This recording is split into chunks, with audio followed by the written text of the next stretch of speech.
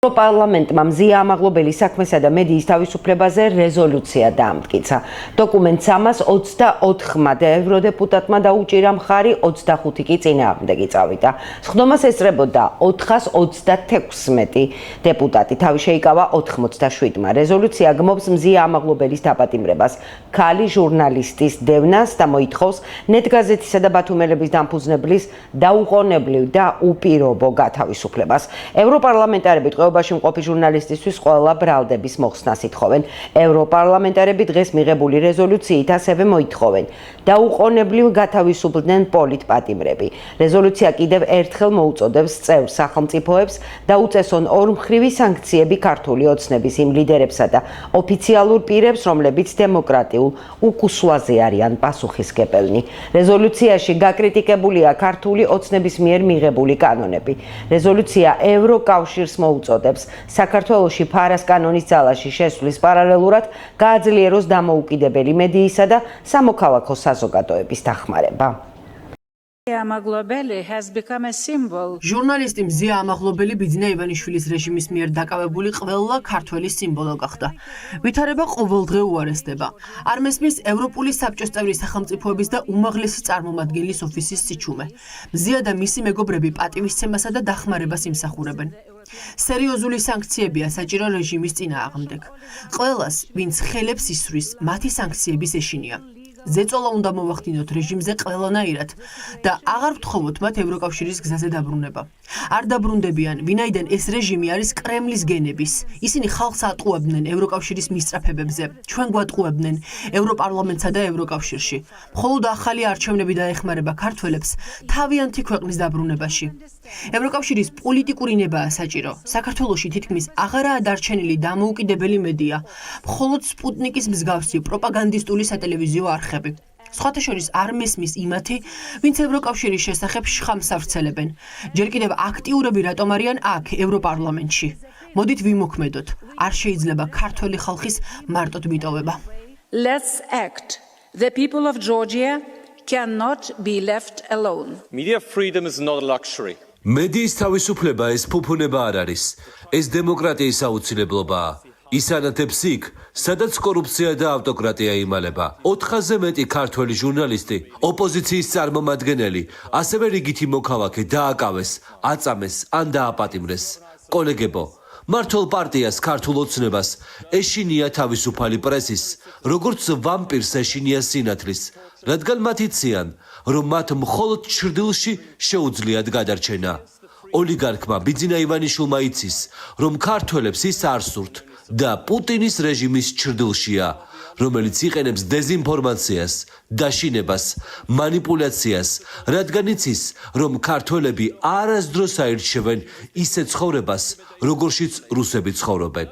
კოლეგებო, თავისუფალი პრესისა და თავისუფალი საზოგადოების შუქი ტირანიის წინააღმდეგ ყველაზე ძლიერი იარაღია. საქართველოში დემოკრატიის შუქი ქრება. ქართული ოცნების დომინაციის ქვეშ მყოფი მთავრობა სასტიკად ახშობს პროდემოკრატიულ პროტესტებს და ღია ომს აწარმოებს თავისუფალ მედიასთან. მზია ამაღლობელი, პატივცემული ჟურნალისტი, დაპატიმრებულია მხოლოდ იმის გამო, რომ პროტესტის გამბედაობა გააჩნდა. ქართულმა ოცნებამ, რომელსაც კულისებს მიღმა ბიძინა ივანიშვილი მართავს, საქართველოს ევროპული გზა შეაბრუნა. ეს ქვეყანა, რომელიც თავის დროზე ევროკავშირსა და ნატოში გაწევრიანებისაკენ მიისწრაფოდა, მოსკოვის სატელიტი გახდა. არ შეგვიძლია უბრალოდ გვერდზე დგომა და ყურება. საქართველოს დემოკრატიისთვის, სიტყვის თავისუფლებისთვისა და ნორმალური ცხოვრებისთვის იბრძვის. დიქტატურის მხარდაჭერა, დიქტატურისთვის დანებება დანაშაულია. სიჩუმე და უბრალოდ გვერდზე დგომა ასევე დანაშაულია. საქართველოში ჩვენ ვხედავთ კანონის უზენაესობაზე შეტევას, დამოუკიდებელ მედიასა და არასამთავრობო ორგანიზაციებზე თავდასხმას. ქართულ კოშმარს ქვეყანა ავტოკრატულ რელსებზე გადაჰყავს.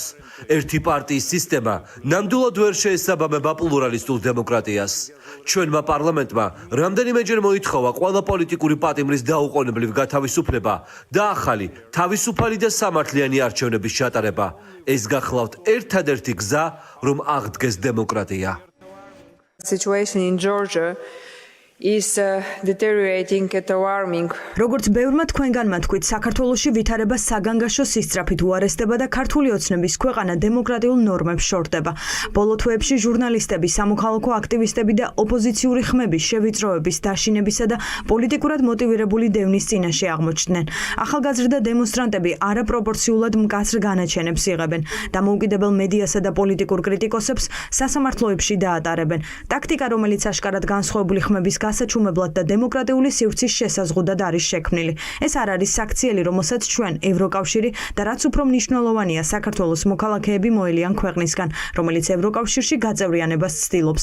მედია თავისუფლება ასევე დიდი საფრთხის ქვეშაა. დამოუკიდებელი მედიის წარმომადგენლებს სამიზნეში იღებენ მხოლოდ იმისთვის, რომ სიმართლეს ამბობენ და ხმას აძლევენ მათ, ვისაც ხმა არ აქვს. ეს მიუღებელია ქვეყანაში, რომელიც ევროკავშირში გაწევრიანებისკენ მიისწრაფვის და მისი გათავისუფლების მოწოდებით გამოვდივართ. დამოუკიდებელი ჟურნალისტიკა და მაუწყებლობა სასიცოცხლოდ მნიშვნელოვანია არა მხოლოდ უსამართლობის გამოსააშკარავებლად, არამედ ევროკავშირის შესახებ დეზინფორმაციის მზარდი ტალღისთვის წინააღმდეგობის გასაწევად, რომელსაც ხელისუფლებაში მყოფები ავრცელებენ. ევროკავშირი მზად რჩება ზომები მიიღოს, რათა პასუხი აგებინოს საქართველოში ადამიანის უფლებების დამრღვევებს. To pursuing measures to hold accountable ევროპარლამენტში გამართულ დებატებს აფასებენ ოპოზიციასა და მმართველ გუნდში. ოპოზიცია გაჟღერებულ გზავნილებს დადებითად აფასებს. მმართველ გუნდში კი ევროპარლამენტარებს მიდგომების შეცვლისკენ მოუწოდებენ. ამიტომაც როდესაც ევროპელი ლიდერები აკეთებენ განცხადებას საქართველოზე, საუბრობენ იმ ქვეყანაზე, რომელსაც მოიაზრებენ ევროპის ნაწილად, ხო? ჩვენ გქონდა მათ შორის კანდიდატის სტატუსი მიღებული, ამიტომაც რაღაც თუ არ გსურდა რომ ევროპაში განხილულიყავით, მაშინ ივანიშვილის ფანდას უნდა ქონოდა გამბედაობა, რომ ესე თქვა, ადრეულ ეტაპზე საკუთარი მმართველობის, თუმცა ივანიშვილმა კარგად იცოდა, რომ ამ შემთხვევაში ის ვერ მოახდენდა ინსტიტუციების მიტაცებას, ამიტომაც ეხლა საუბრობს, რომ თითქოს და ევროპას არავითარი საქმე არ აქვს საქართველოს და რომ ჩვენ ევროპის ნაწილი არ ვართ და ადამიანის უფლებების დარღვევა უხეში და მათ შორის რეპრესიული კანონმდებლობის მიღება სულ ერთი უნდა იყოს ევროპელებისთვის. ეს არის რა თქმა უნდა აბსოლუტურად არაადეკვატური პოლიტიკური პოზიცია. ყველა ხედავს ქართული ოცნების ქმედებებს, როგორც ცდილობენ საქართველოში მოკლან დემოკრატია და დემოკრატიის ყველა შესაძლებლობა შესაბამისად მოლოდინი არის ის, რომ ისინი შესაბამისად მოახდენენ რეაგირებას.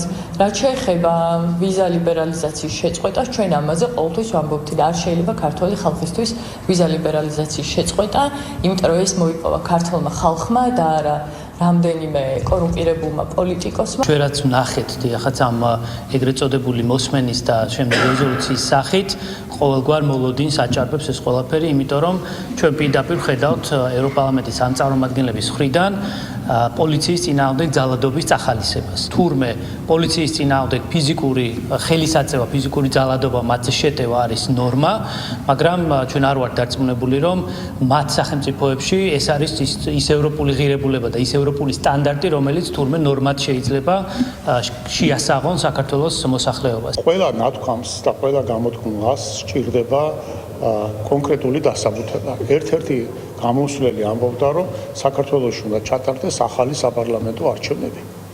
კი, მაგრამ უნდა ჩატარდეს ახალი საპარლამენტო არჩევნები, იმიტომ რომ გინდოდა იმ პოლიტიკურმა ძალებმა არჩევნებში ვერ გაიმარჯვეს, ამიტომ უნდა მოუწყო ქვეყანას ხელოვნური კრიზისი, პოლიტიკური კრიზისი, რომ ამით მიაღწიო შენ საწადელს. დეპუტატები, ვინც ამბობენ, რომ საქართველოს არ ჭირდება ასეთი ტიპის ჩარევები, არც მოსკოვიდან, იმიტომ რომ თავის დროზე მოსკოვი იყო სწორედ ამ პოლიტიკის გამტარებელი საქართველოში და არც ბრიუსელიდან და არც ერთი ქვეყნის დედაქალაქიდან.